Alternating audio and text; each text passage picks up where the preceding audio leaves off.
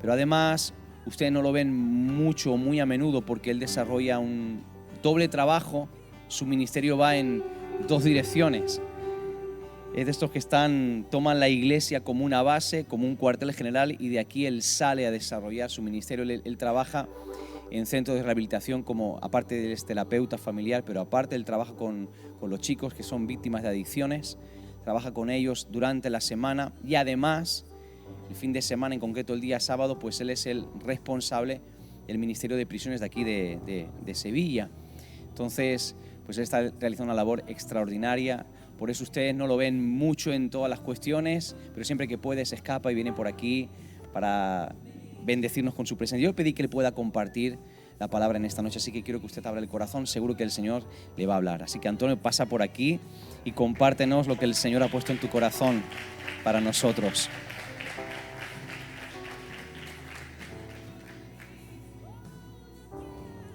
Muy bien. Hoy es el Día de los Enamorados. ¿Quién está enamorado? Felicidades a todos los enamorados. Y de alguna manera yo voy a hablar de amor también. Porque cuando me lo dijo Héctor, digo, voy a coger un tema original. Y lo cogí. Voy a hablar de Dios. Es original, ¿eh? Y siempre que se empieza a hablar de Dios, se termina hablando de amor. Pero de un amor extravagante, un amor que traspasa todo lo entendible, ¿no? Ahora, ¿cómo se llega a todo esto? Permítame que le haga una breve y rápida referencia un poco a mi vida, ¿no? Yo he tenido una vida que ha parecido una montaña rusa, con altos, bajos. A mí me pilló la década de los 80, cuando salíamos de la dictadura, salíamos de la represión, y entonces se abrió España al mundo con tan mala fortuna que lo primero que entró fue la droga y la pornografía. Y a eso le llamábamos libertad. Y entonces nos pilló a los jóvenes desbocados, queriendo vivir, queriendo probar, y muchos de nosotros caímos en las redes de la droga. Y entonces, entre los 80 y los 90, nadie estaba preparado para eso. Nosotros no teníamos información de a dónde nos llevaba eso. Nuestros padres no sabían qué hacer con esa problemática. Los médicos no tenían ni idea. El gobierno no tenía ni idea. Y te puedo decir que en la década de los 80 fueron miles de jóvenes los que murieron por acción directa de las drogas. No hablamos acciones indirectas de suicidio, de enfermedades mentales, de accidentes, de peleas. Hablamos de sobredosis y acción directa de las drogas. Y bueno, pues a mí me pilló como a un joven más. Y tuve una juventud muy difícil, en la que luché muy bravamente contra las adicciones. Y fíjate que yo empecé a drogarme sobre los 20 y tantos años, y hasta los 40, fíjate, no hice mi último proceso de rehabilitación. Y en una de mis últimas recaídas, que fue tremenda, lo perdí todo, la casa se la llevó el banco, mi mujer me abandonó, o la abandoné yo a ella, abandoné a mis hijas, terrible, estuve viviendo en la calle. Yo iba aquí en Sevilla, iba a asearme un poco a los servicios del Hospital Virgen Macarena. Pues yo tenía un coche abandonado en el que dormía fatal, ¿no? Y me iba a asear allí todas las mañanas.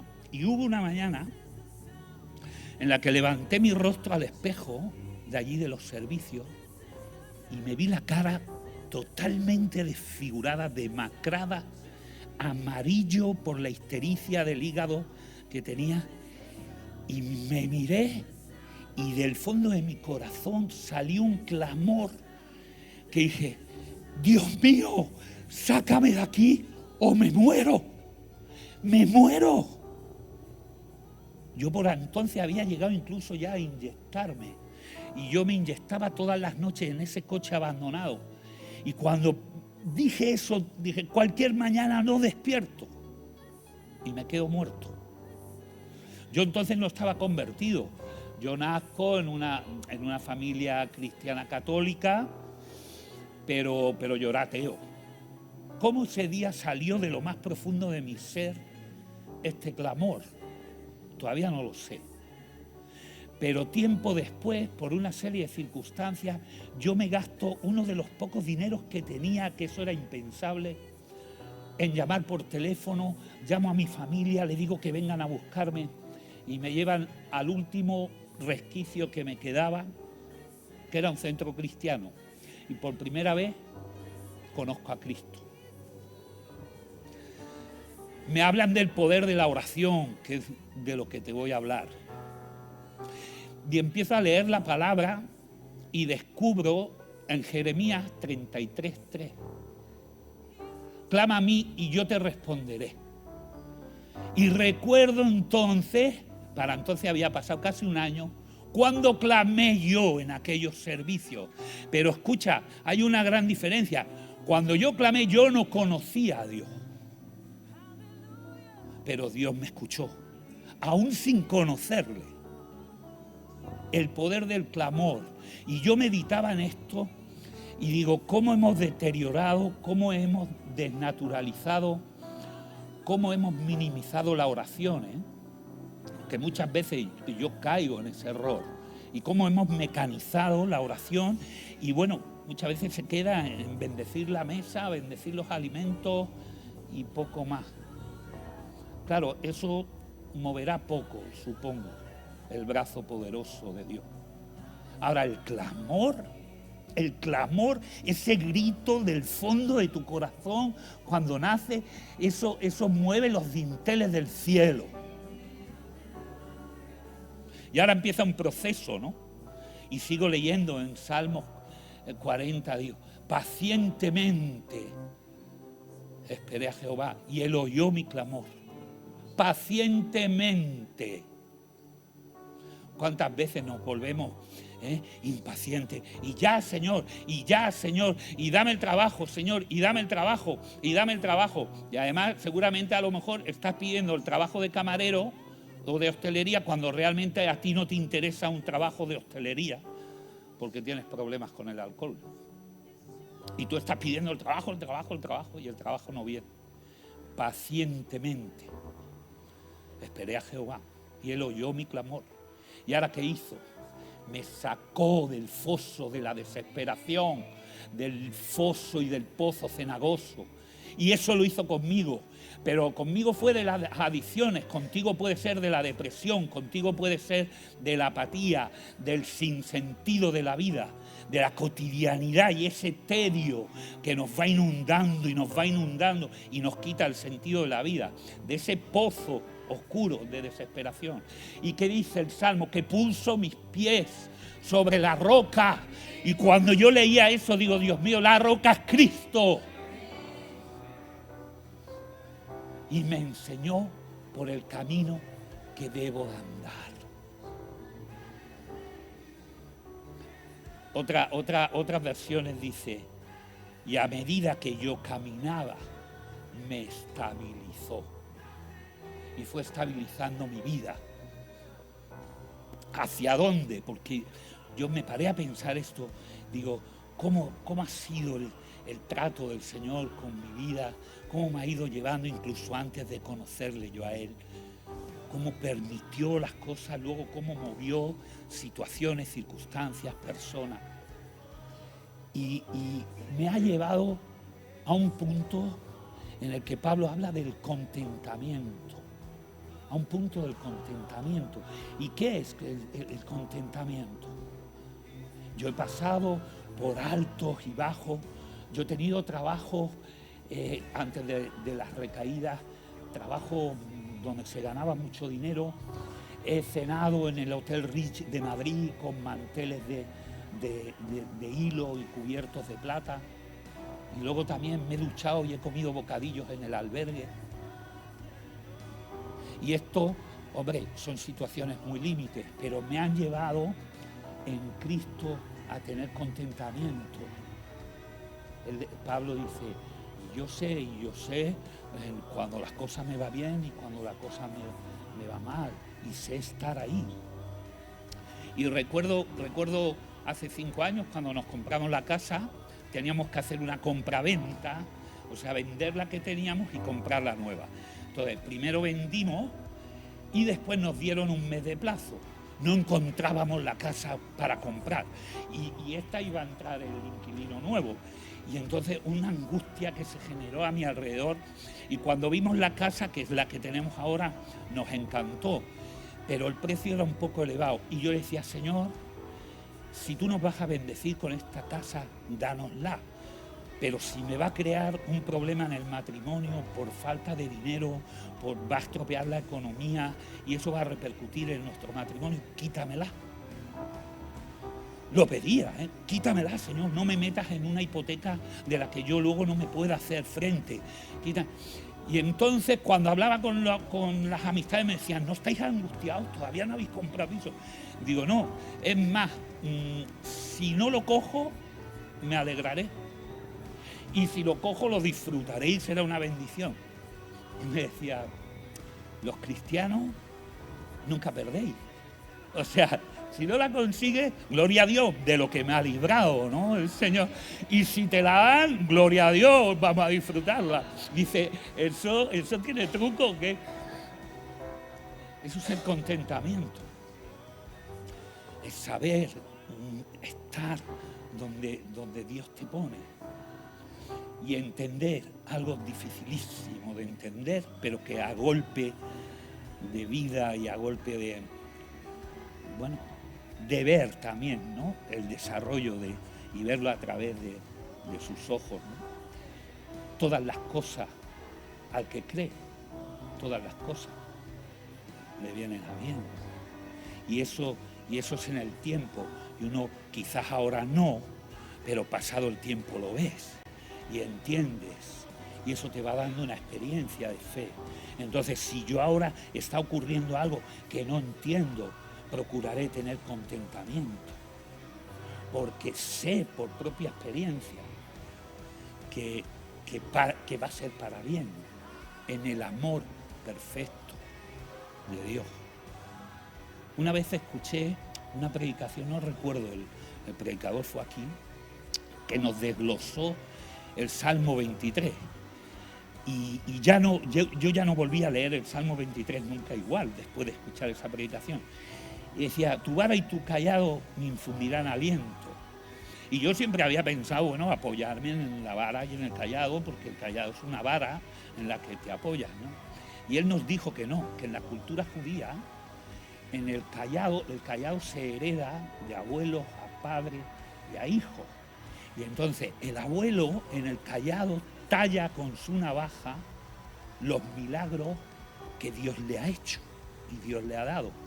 Y ya cuando es viejo le pasa el callado al padre. El padre a su misma vez, las oraciones respondidas de Dios, los milagros que le libró de estos asaltadores, que le libró del ataque de un oso, que Dios obró en su vida, lo talla en el callado, en el bastón. Y cuando esto se lo pasa al hijo, que soy yo puedo ver cómo Dios no nos ha dejado y cómo Dios de generación en generación ha ido cumpliendo sus promesas y haciendo sus milagros. Y eso me da la seguridad. Entonces, el contentamiento da un fruto. ¿Sabéis cuál es? Es el gozo. Claro, la gente, yo tengo un gozo. Claro, también te acuerdas de la canción, yo tengo un gozo en el alma, ¡hey, gozo! Y bueno, para mí no es exactamente eso. Porque no es alegría. El gozo no es alegría. Porque uno puede estar pasando por un terrible momento y tener gozo. El gozo es la plena convicción de que Dios está contigo. Cuando yo rehago mi vida, es que tendría aquí para contaros, porque yo estuve 8 años separado de mi mujer. Y hace unos, ya no sé, 7 años, algo así, me volví a casar. Y cuando lo decía a mis amistades, me he vuelto a casar. Me decían, ¿ah, sí? ¿Y cómo se llama? Tu mujer no sabía nada. Y digo, mi mujer, agua santa. Dice, pero esa no era la con la que te habías separado. Digo, sí, pero me he vuelto a casar. Dice, estáis locos, los cristianos estáis locos.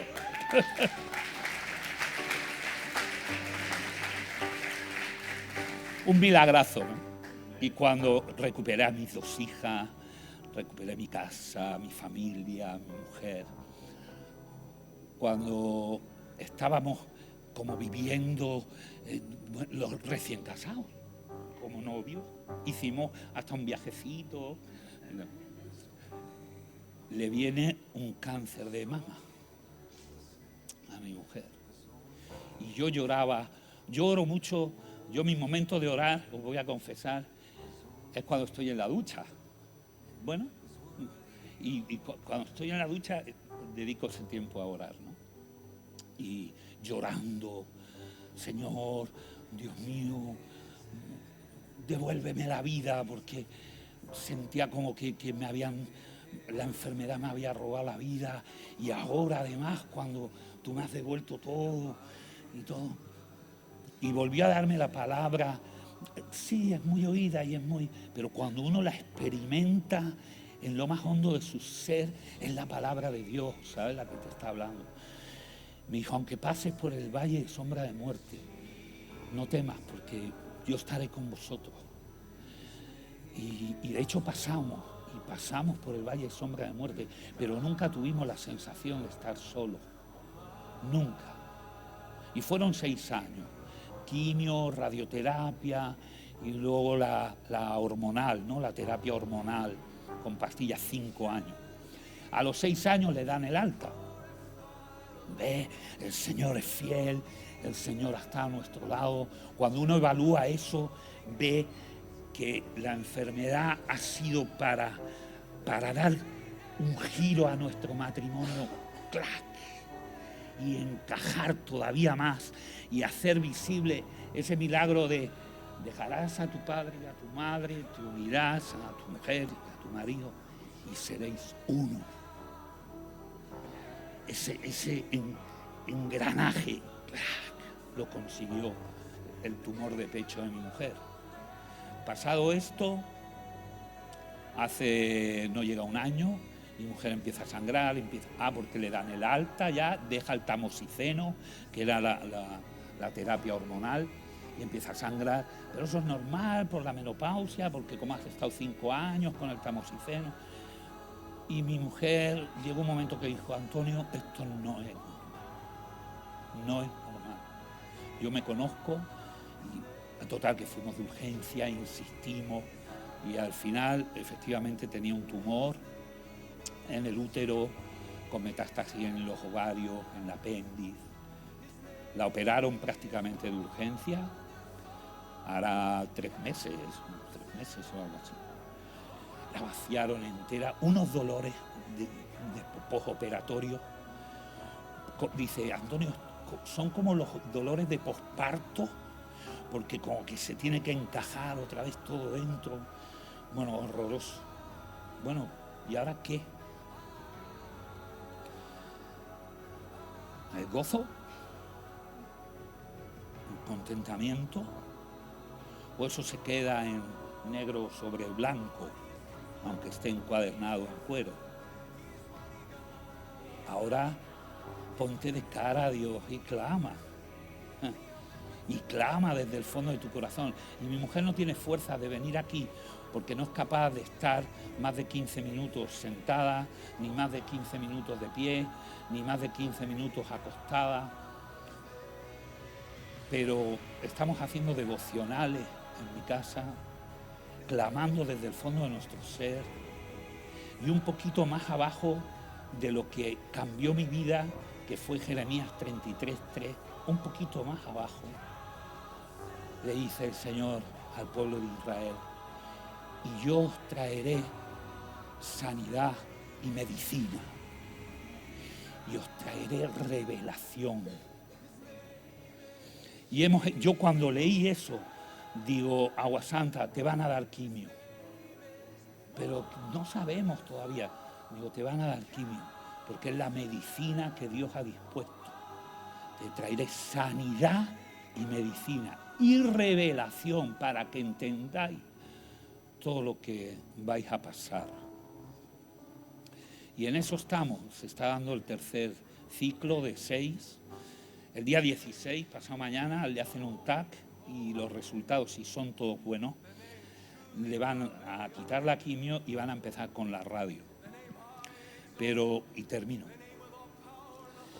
Pero ese gozo, esa serenidad, esa quietud, pasando por la adversidad, yo le decía al pastor, Héctor, es como si el Espíritu Santo hubiera levantado una barrera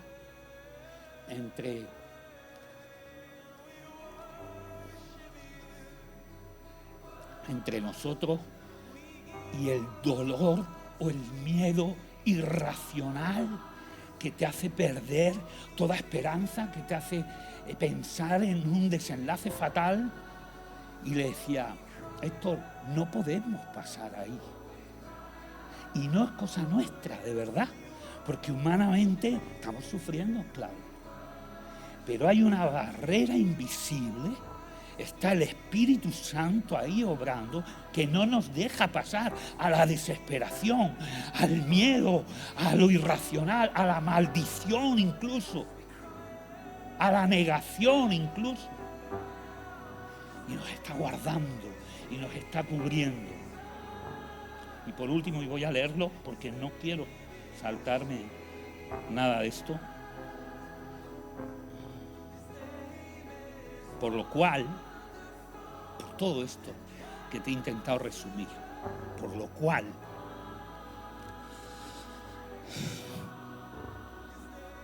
estoy seguro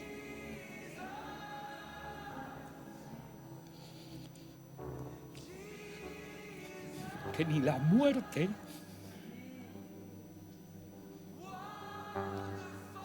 yo le decía a mi mujer, agua santa, sea lo que sea,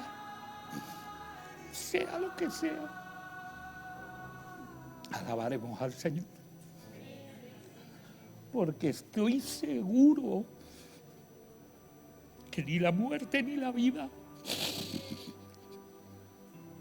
ni los ángeles, ni principados, ni potestades, ni lo presente, ni lo porvenir, ni lo alto, ni lo profundo, ni ninguna otra cosa creada nos podrá separar del amor de Dios que es en Cristo Jesús, nuestro Señor. Gracias. Gracias. Amén.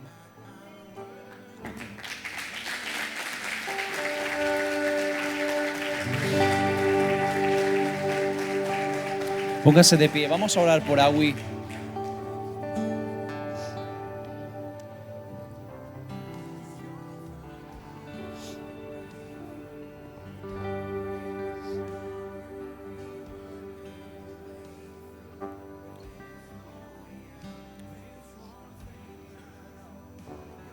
La Biblia nos enseña que debemos llevar los unos las cargas de los otros, y cuando un miembro se duele, el resto del cuerpo se duele con él. Y yo como pastor de esta iglesia le voy a pedir dos cosas. La primera, que usted tome una carga de oración por Agui, porque es parte nuestra, es nuestra familia. Y lo otro que le voy a pedir es que sepa tomar ejemplo. Sepa tomar ejemplo y sepa aprender. De nada sirve simplemente ponernos al lado y orar si las decisiones de fe que nuestros hermanos en momentos difíciles toman no nos inspiran y no nos alientan a nosotros. Entonces vamos a unirnos en oración por Agui. Padre, Señor, oramos por nuestra querida hermana Agui, Señor.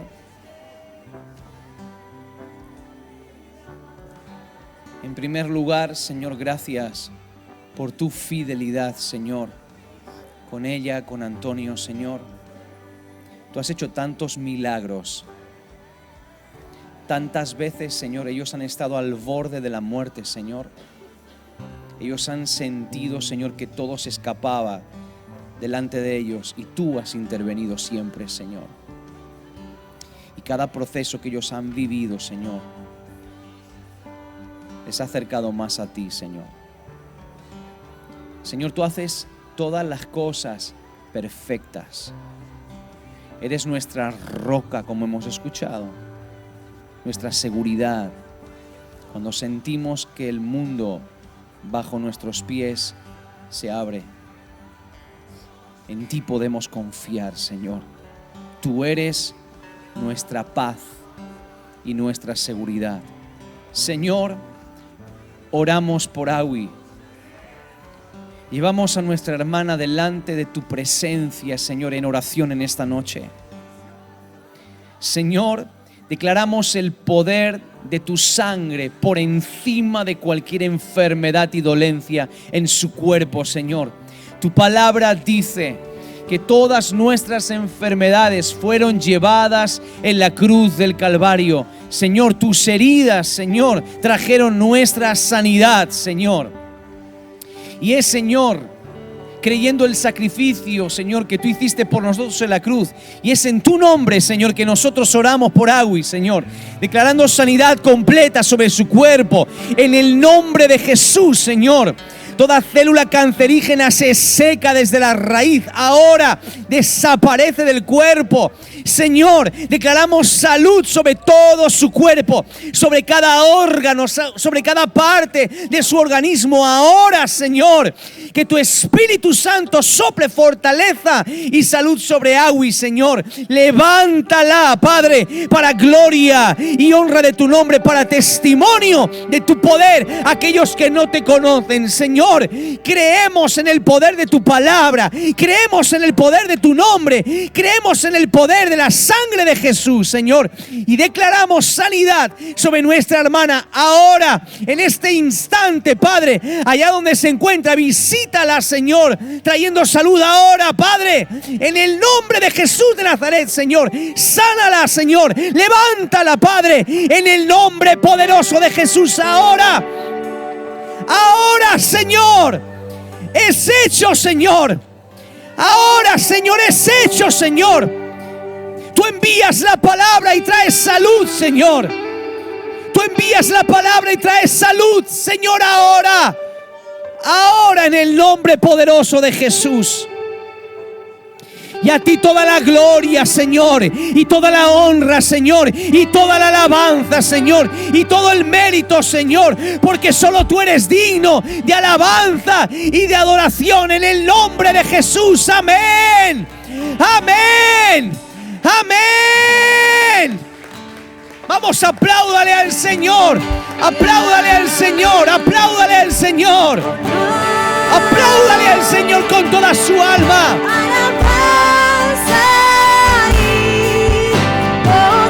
Fuerte el aplauso a Jesucristo. Él es el Dios de los milagros, el Dios de las maravillas.